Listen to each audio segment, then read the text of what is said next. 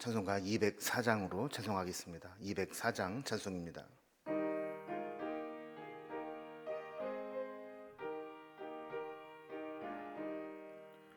주의 말씀 듣고서 준행하는 자는 반석 위에 터닫고 집을 지음 같아. 비가 오고 물나며 바람 부딪혀도 반석 위에 세운 집 무너지지 않네. 잘 짓고 잘 짓세, 우리 집 잘 짓세. 만세 반석 위에다 우리 집 잘 짓세. 주의 말씀 듣고도 행치 않는 자는 모래 위에 터닫고 집을 지음 같아. 비가 오고 물나며 바람 부딪힐 때 모래 위에 세운 집 크게 무너지네. 잘 짓고 잘 짓세, 우리 집 잘 짓세. 만세 반석 위에다 우리 집 잘 짓세. 세상 모든 사람들 집을 짓는 자니 반석 위가 아니면 모래 위에 짓네. 우리 구주 오셔서 지은 상을 줄 때 세운 공로 따라서 영영 상벌 주리. 잘 짓고 잘 짓세, 우리 집 잘 짓세. 만세 반석 위에다 우리 집 잘 짓세. 아멘. 오늘 함께 나눌 하나님 말씀은 구약성경 신명기 18장 15절에서 22절까지 말씀입니다. 신명기 18장 15절에서 22절까지 290면에 있습니다. 말씀을 제가 봉독하겠습니다. 네 하나님 여호와께서 너희 가운데 네 형제 중에서 너를 위하여 나와 같은 선지자 하나를 일으키시리니 너희는 그의 말을 들을지니라. 이것이 곧 네가 총회의 날에 호렙산에서 네 하나님 여호와께 구한 것이라. 곧 내가 말하기를 내가 다시는 내 하나님 여호와의 음성을 듣지 않게 하시고 다시는 이 큰 불을 보지 않게 하소서. 두렵건대 내가 죽을까 하나이다 하매 여호와께서 내게 이르시되 그들의 말이 옳도다. 내가 그들의 형제 중에서 너와 같은 선지자 하나를 그들을 위하여 일으키고 내 말을 그 입에 두리니 내가 그에게 명령하는 것을 그가 무리에게 다 말하리라. 누구든지 내 이름으로 전하는 내 말을 듣지 아니하는 자는 내게 벌을 받을 것이요. 만일 어떤 선지자가 내가 전하라고 명령하지 아니한 말을 제 마음대로 내 이름으로 전하든지 다른 신들의 이름으로 말하면 그 선지자는 죽임을 당하리라 하셨느니라. 내가 마음속으로 이르기를 그 말이 여호와께서 이르신 말씀인지 우리가 어떻게 알리요 하리라. 만일 선지자가 있어 여호와의 이름으로 말한 일에 증험도 없고 성취함도 없으면 이는 여호와께서 말씀하신 것이 아니요 그 선지자가 제 마음대로 한 말이니 너는 그를 두려워하지 말지니라. 아멘. 우리가 이제 부활주일을 마치고 이제 다시 신명기 말씀을 살펴보게 됩니다. 하나님은 끊임없이 하나님 백성들에게 말씀을 전하시는 분입니다. 하나님이 직접 음성을 들려주실 수도 있지만 말씀을 듣는 사람에게 하나님의 음성을 직접 듣는다는 것은 보통 두려운 일이 아닙니다. 우리도 아마 그런 생각을 할지 모르겠습니다. 나도 하나님 음성을 한번 직접 들어봤으면 좋겠다, 이런 소망을 가질 수 있겠지만 만약에 실제로 매번 하나님의 음성을 직접 이렇게 듣게 된다면 그건 역시 무척 두려운 일이 될 겁니다. 그래서 하나님은 선지자를 통해서 대신 하나님의 말씀을 전달하곤 하셨습니다. 그리고 이제 모세와 같은 선지자를 통해서 모세 이후에도 계속해서 하나님은 하나님의 말씀을 전하시고 이스라엘 백성들에게 하나님의 뜻을 알리실 것을 말씀합니다. 단 하나님의 말씀을 빙자해서 거짓 예언을 전달하는 자에게는 하나님께서 죽음으로 심판하실 것이라고 강력하게 말씀하고 계시죠. 오늘 본문의 내용을 단락별로 구분을 해보면 크게 둘로 구분을 할 수 있는데, 먼저 앞부분 15절에서 19절까지는 모세와 같은 선지자를 통해서 계속 말씀하시겠다 하는 하나님의 뜻을 전달하십니다.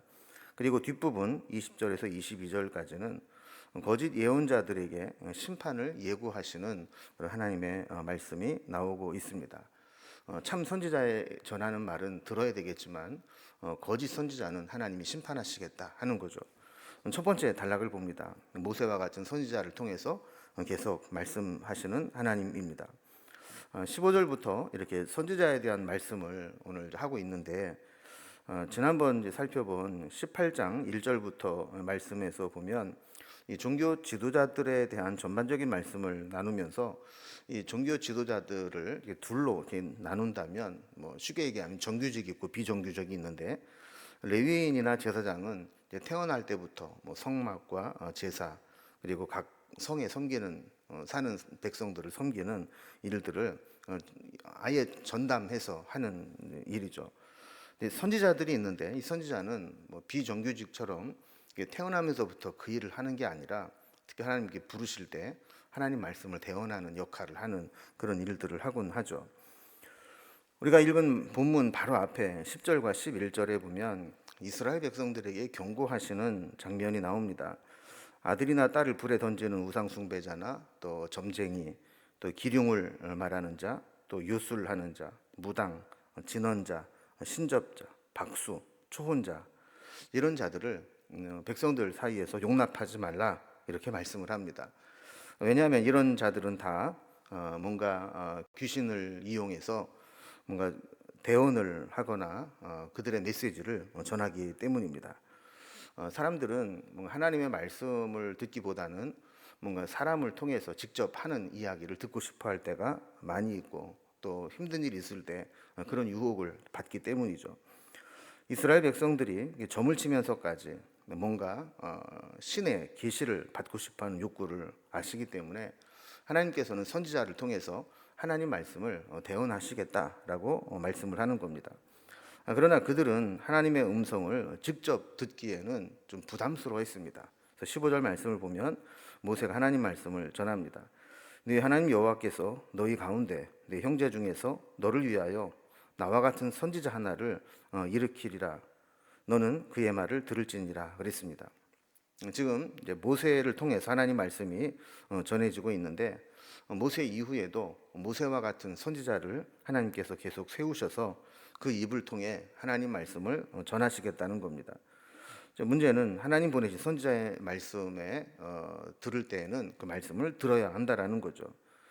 지금은 하나님이 선지자를 통해 말씀하지 않으시지만 이미 선지자들을 통해서 그리고 성경을 통해서 우리에게 필요한 말씀들은 다 전해주셨고, 특별히 말씀이 육신되어 오신 예수님, 그 예수님의 삶과 또 행적, 그리고 그 말씀을 통해서 우리에게 필요한 구원의 문제들은 아주 구체적으로 다 주셨다라고 보면 될 것 같습니다. 자, 이렇게 선지자들을 통해서 지속적으로 말씀을 주시는 것은 16절의 말씀을 보면 이것은 백성들이 총회의 날에 하나님께 요청한 것이었다, 구한 것이었다, 이렇게 말씀을 합니다. 자, 그들은 하나님의 영광을 직접 대하는 것이 얼마나 두려운가를 체험했습니다. 하나님의 영광을 직접 대한다는 것은 마치 이러다가 죽을 수 있겠구나 하는 그런 정도로 영광에 압도되는 것이었죠. 그래서 신명기 5장 25절을 보면 이제 우리가 죽을 까닭이 무엇이니까 이 큰 불이 우리를 삼킬 것이요 만일 우리가 우리 하나님 여호와의 음성을 다시 들으면 죽으리라, 이렇게 말씀했던 것을 보게 됩니다. 그래서 백성들은 총회에서 하나님 앞에 공식적으로 요청하기를 우리가 하나님의 음성을 직접 듣거나 또 하나님의 불을 직접 보거나 하나님의 영광을 직접 대면에서 보지 않도록 해달라 이렇게 요청을 했던 겁니다. 자, 여기에 대해서 17절 말씀을 보면 하나님은 그들의 말이 옳도다 하면서 합당하게 여겨주십니다. 그렇죠. 하나님의 음성을 사실 직접 듣는다는 것은 무척 두려운 일이죠. 그래서 18절 말씀을 보면 하나님은 이 모세와 같은 선지자를 세워서 그를 통해 계속해서 하나님의 음성을 하나님 대신 들려주시겠다고 말씀을 하는 겁니다. 그리고 19절 말씀을 보면 하나님이 세운 종을 통해서 말씀하실 때 그것을 듣지 않는 자에게는 하나님이 벌을 내릴 것이다 이렇게 말씀을 하시죠. 오늘 말씀을 이제 앞부분과 연결해서 보면 우리는 누구의 말을 듣느냐에 따라서 우리의 인생이 완전히 달라지게 되는 겁니다. 세상의 목소리, 사람들의 이야기, 특히 우상과 이 귀신의 소리를 들으면 결국 망하는 길로 가는 겁니다. 우리는 오직 하나님의 말씀만 경청하고 하나님이 하나님의 종을 통해서 선지자를 통해서 대언해 주시는 그 말씀을 의지하고 듣고 행해야 되는 것이죠. 자, 이렇게 하나님께 세우신 종을 통해서 말씀을 전하실 때 백성들은 그 말씀을 들어야 될 의무가 있습니다. 그런데 두 번째 단락을 보면 이 거짓 예언자들에 대해서 심판을 예고하시는 말씀이 나오게 됩니다. 백성들에게는 하나님이 세우신 종을 통해서 말씀하실 때 그 말씀을 잘 들어야 되는 의무가 있는 것처럼 하나님의 말씀을 전하는 하나님의 종, 선지자에게는 하나님의 말씀을 온전히 제대로 전해야 되는 의무가 또 있는 겁니다. 그래서 20절 말씀을 보면 선지자를 하는 자가 하나님이 전하라고 명령하지도 않은 말씀을 하나님의 이름으로 전하고 다닌다거나 또 다른 신들의 이름으로 대언하고 다닌다면 그는 마땅히 죽임을 당해야 된다 이렇게 말씀을 합니다. 아까 말씀을 전할 때 듣지 않는 자들은 벌을 내리실 것이다 이렇게 말씀하신 것에 비해서 전하는 자가 잘못 전하면 단순히 벌을 받는 게 아니라 죽임을 당할 것이라고 강하게 말씀을 하시는 거죠. 그러니까 말씀을 전하는 자의 책임이 이렇게 중요하다라는 겁니다. 전하는 자가 제대로 전하지 않으면 결국에는 더 큰 피해를 입을 수 있기 때문에 하나님 말씀을 대언하는 직분이 영광스럽고 귀한 직분인 동시에 또 무서운 또 책임이 따르는 두려운 직분이라는 것을 말씀하는 겁니다. 그래서 이렇게 말씀을 하고 나니까 21절에 백성들이 질문을 합니다. 그들의 마음속에 이 선지자가 하는 말이 여호와께서 이르신 말씀인지 아닌지 우리가 어떻게 알리오? 이런 질문이 하나 생기게 되죠. 여기에 대한 답변이 22절입니다. 하나님의 말씀으로 전하는 것이 아무런 증험도 없고 또 성취함도 없다면 그것은 하나님의 말씀이 아니라는 겁니다. 그러니까 그들이 어떤 말을 해도 두려워하지 말라는 거죠. 하나님 말씀에는 능력이 있습니다. 그리고 하나님의 말씀은 역사하는 힘이 있습니다. 그래서 말씀이 선포되었다면 반드시 그 말씀이 능력으로 역사하는 힘으로 나타나게 됩니다. 그런데 아무리 말씀을 전했는데도 아무런 변화도 생기지 않고 아무런 역사도 능력도 나타나지 않는다면 아무리 그럴듯하게 말씀을 전했다 할지라도 그건 하나님 말씀을 전하는 것이 아니라는 거죠.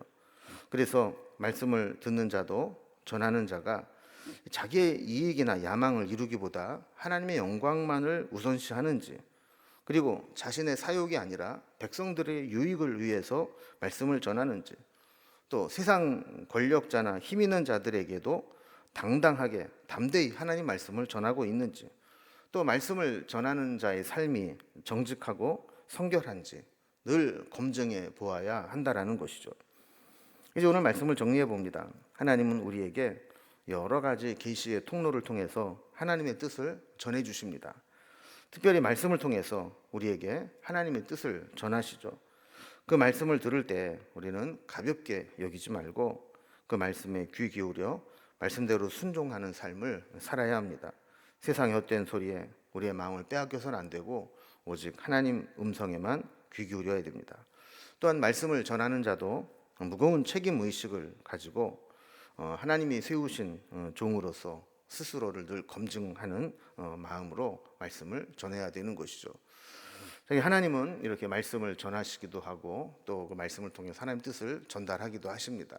오늘 우리에게도 하나님께서 말씀하실 때 그 말씀을 청종하고 말씀대로 살아가고 또 말씀을 전하는 자는 그 사명의 막중함을 깨닫고 제대로 말씀을 전하는 그런 은혜가 있을 때 그 공동체는 말씀이 살아 역사하는 공동체가 될 것입니다.